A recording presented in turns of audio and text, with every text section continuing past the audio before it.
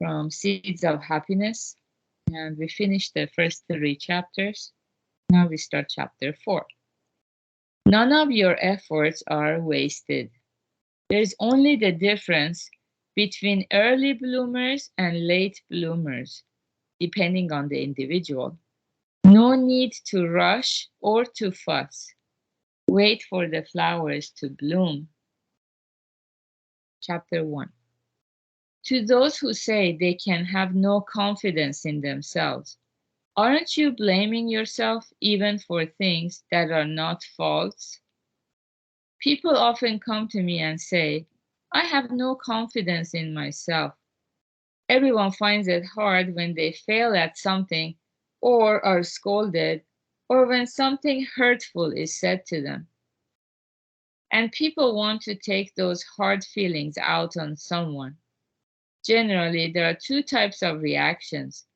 The first is to take things out on others. People of this type blame all their failures on other people and criticize those around them. The second type takes things out on themselves, criticizing themselves more than necessary. The type of person who ignores his own responsibility and criticizes others tends to become an object of dislike to those around him, all unawares. But he may not suffer much from the pangs of self hatred. The overly self critical person who is quick to take all the blame may very well be regarded as a nice person, but lacking all confidence in himself, he will suffer in silence from severe emotional distress. If the root of the problem really is in yourself, you must, of course, reflect on it and amend it. But to assume that absolutely everything is my fault or my responsibility is just to hurt oneself without reason, and it's not a good thing at all. A 33-year-old woman, whom we call Fumie, came to me for counseling. I have been in the same company for 10 years now. When things don't go smoothly or actually fail, I always feel that it's all my fault.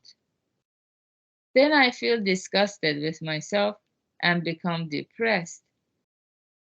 Fumie appeared to be a serious minded person with a strong sense of responsibility. I asked her to tell me in detail about the times she felt that way.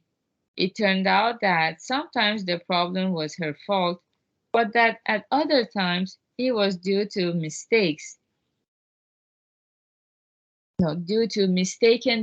directions from her superior, or a misunderstanding on the part of a customer, or errors by her colleagues or juniors in the company.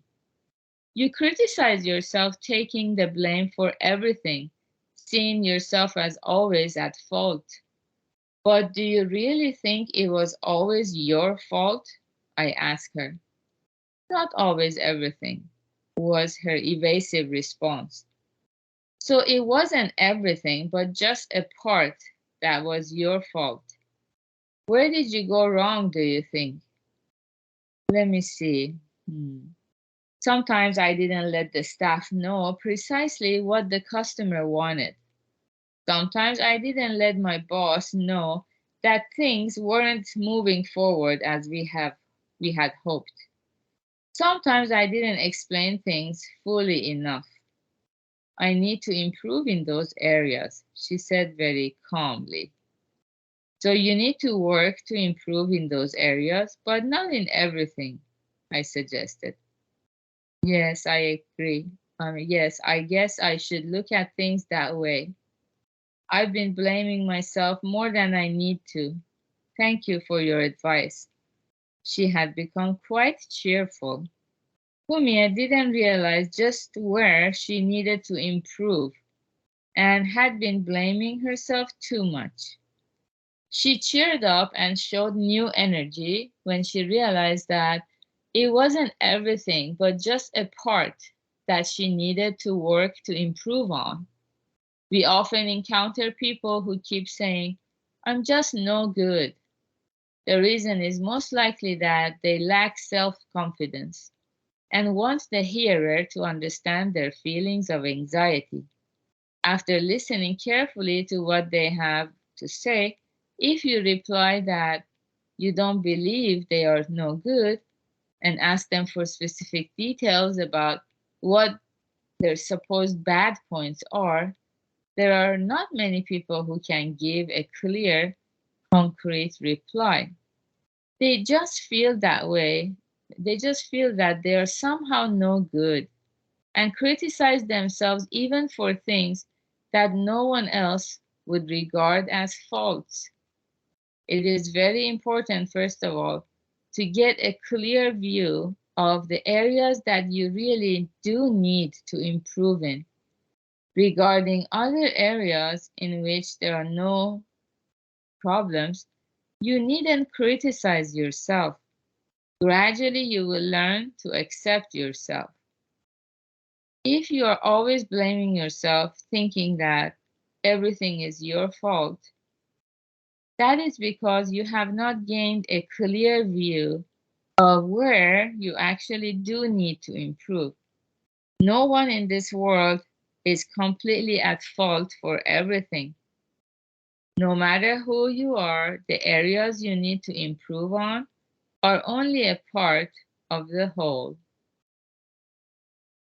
And we have this illustration at the bottom, the rabbit.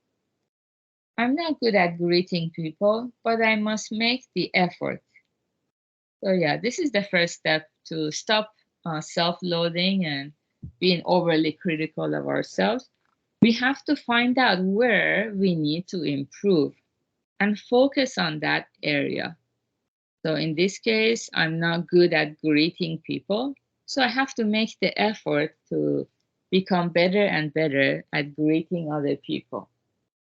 And it brings us so much joy when we see our improvement, our progress, how we can do things that we could not do before, especially in terms of kindness, reaching out to others, and yeah, any myriad other acts we can practice to improve ourselves little by little every day, have that constant sense of self-growth and self-improvement, because we don't live just for the sake of living. We believe we have a noble purpose to obtain true happiness.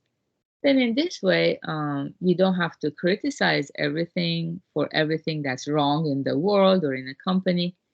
We take responsibility for our own actions and where we have to improve. Yeah, so good job, everyone, coming here to this recitation meditation. That's obviously a sign that we are putting in the effort. So good job. Today is Monday, so we will have the Right View Lab at 8 p.m. Pacific time. And have a great start of your week. Bye.